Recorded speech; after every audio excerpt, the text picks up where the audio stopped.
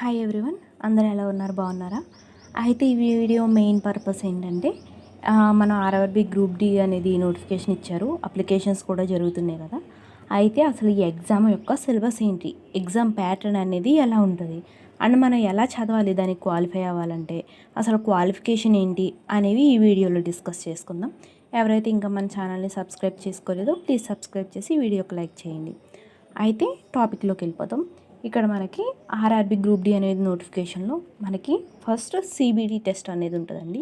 CBT, PET, తర్వాత medical document verification అనేది ఉంటుంది. సో మనకి ఫస్ట్ సిబిటి అనేది ఉంటుంది అనమాట. ఈ సిబిటి అనేది ఏంటంటే computer based test. Post preference ఏమి ఇవ్వాలని ఇంకా కన్ఫ్యూజ్ అయ్యేలా ఉంటే male and female, and females main ఎవరైనా కన్ఫ్యూజ్ అయ్యేలా ఉంటే ఈ ముందు మనం వీడియో పెట్టామండి. పోస్ట్ ప్రిఫరెన్స్ అనేది ఎలా ఇవ్వాలి, అబ్బాయిలకి ఏంటి అమ్మాయిలకి ఏంటి, అమ్మాయిలకి ఏది బెస్ట్ అనేది నేను క్లియర్గా ఎక్స్ప్లెయిన్ చేశాను. దేని శాలరీ ఎంత ఉంటుంది అనేది ఒకసారి అది కూడా చూడండి. ఇంకా ఎవరైనా కన్ఫ్యూజన్లో ఉన్నట్టయితే ఆ వీడియో కూడా ఒకసారి చూడండి. సిబిటి అనేది మన కంప్యూటర్ బేస్డ్ టెస్ట్ అండి. ఈ ఆర్ఆర్బీ గ్రూప్ డిలో మనకి ఓన్లీ సింగిల్ ఎగ్జామ్ ఉంటుంది అనమాట. సిబిటి 1 మనకి సిబిటీలో సింగిల్ ఎగ్జామ్ ఉంటుందండి. సింగిల్ ఎగ్జామ్ అది కంప్యూటర్ బేస్డ్ టెస్ట్ ఉంటుంది.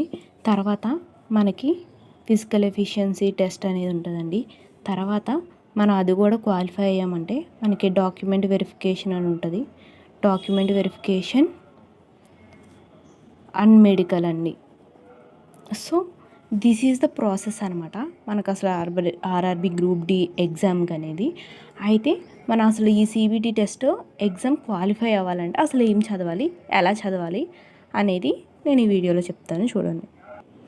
సో ఇక్కడ మనకి ఎగ్జామ్లో సిలబస్ ఇలా ఉంటుందండి. జనరల్ సైన్స్ 25 మార్క్స్కి, general awareness and current affairs 20 మార్క్స్కి, అథమెటిక్ అండ్ మ్యాథ్స్ 25 మార్క్స్కి, జనరల్ ఇంటెలిజెన్స్ అండ్ రీజనింగ్ 30 మార్క్స్కి. ఈ జనరల్ సైన్స్లో ఈ 25 మార్క్స్కి మనం ఏమేం చదవాలంటే మ్యాక్సిమం హిస్టరీ చదవాలండి. History, polity, economy, chemistry, physics, biology.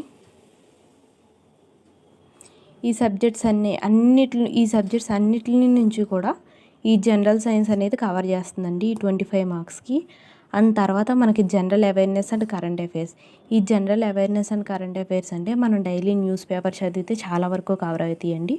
ఈ జనరల్ అవేర్నెస్లో మనకి స్టాటిక్ జీకే ఉంటుంది. అంటే మనకి ఎలా అంటే కొన్ని ఎప్పటికీ మారవు, అలానే ఉంటాయి. ద లాంగెస్ట్ ఎవర్ అని, ద ఫస్ట్ న్యూక్లియర్ రియాక్టర్ ఇట్లా ఉంటాయి కదా. ఇలా స్టాటిక్ జీకే అనేవి ఉంటాయండి. ఆ స్టాటిక్ జీకే మీద మెయిన్ అడుగుతారు. అండ్ కరెంట్ అఫైర్స్, రీసెంట్గా జరిగిన కరెంట్ అఫైర్స్ అన్నీ చూసుకోవాలి. Maximum 1 year current affairs, main 6 months current affairs మాత్రం బాగా చూసుకోవాలండి వీటి గురించి. And national international events, sports, Olympics, medals, awards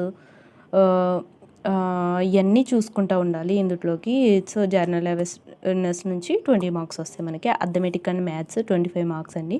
arithmetic and maths నుంచి 25 మార్క్స్ అండి. మనకి అథమెటిక్లో టాపిక్స్ ఏంటంటే percentages, ratio and proportions, profit and loss, average, time and distance, simple and compound interest, number system, geometry, algebra, ఇవన్నీ కూడా arithmetic and మ్యాథ్స్లోకి వస్తుందండి.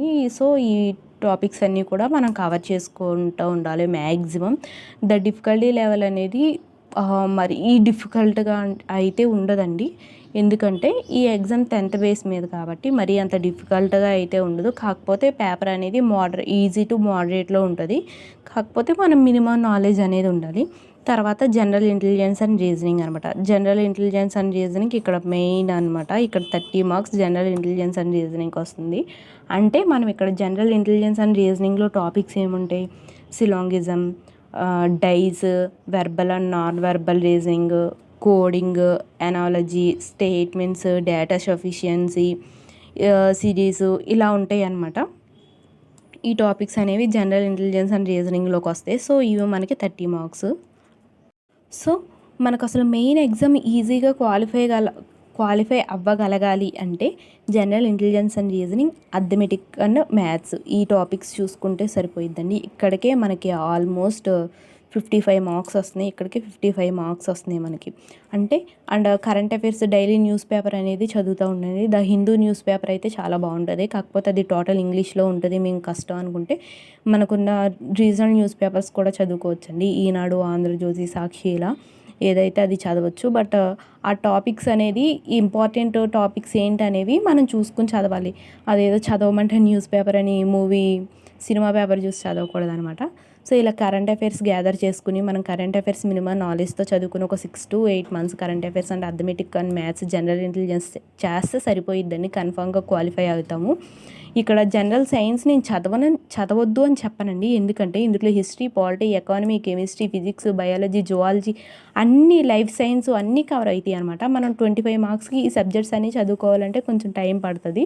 So ఇది కష్టం, ఇదంతా చదవలేను అనుకున్న వాళ్ళంటే మినిమం పైన బేసిక్స్ అన్నా చదువుకుని ఈ టాపిక్స్ ఈ 3 మీద కాన్సన్ట్రేట్ చేయడం వల్ల మ్యాక్సిమం మీరు ఎగ్జామ్ అయితే క్లియర్ చేయగలరండి.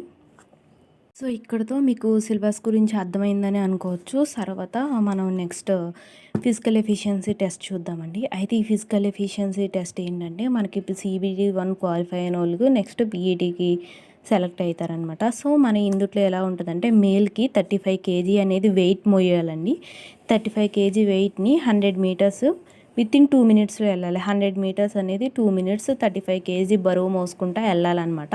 దీన్ని మధ్యలో ఎక్కడ మనం కింద పెట్టకూడదు అనమాట. 35 kg వెయిట్ని మనం కింద పెట్టకూడదు ఆ 100 meters రీచ్ అయ్యే వరకు. తర్వాత 1000 meters అనేవి 1000 meters 4.15 secondsలో అంటే 4.15 seconds 4 minutes 15 secondsలో మనం 1000 meters అనేవి రన్నింగ్ అనేది చేయగలగాలండి. దట్టు మేల్కి. అండ్ ఫీమేల్కి వచ్చేసి 20 kgs వెయిట్ అనేది 100 meters ఇన్ 2 minutes. 2 minutesలో మనం 100 meters అనేది ఈ 20 kgs వెయిట్ లిఫ్ట్ చేసుకుని వెళ్ళాలి. అలాగే ఈ 20 kgs వెయిట్ అనేదాన్ని మధ్యలో ఎక్కడ మనం కింద పెట్టకూడదండి. అండ్ ఇలాగే మనకి 1000 meters వచ్చేసి 5 minutes 40 seconds ఉంటాయి. ఇది 1 ఛాన్సే ఇస్తారండి, మనకి 1 2 3 ఛాన్సెస్ ఇవ్వరు. సో 1000 metersని 5 minutes 40 secondsలో మనం కంప్లీట్ చేసుకోవాలి. అలా కంప్లీట్ చేసుకోగలిగితేనే మనం ఈవెంట్స్ అనేవి క్వాలిఫై అయినట్టు అవుతాయండి. సో ఈవెంట్స్ క్వాలిఫై అయ్యాక నెక్స్ట్ ఏంటంటే మనకి డాక్యుమెంట్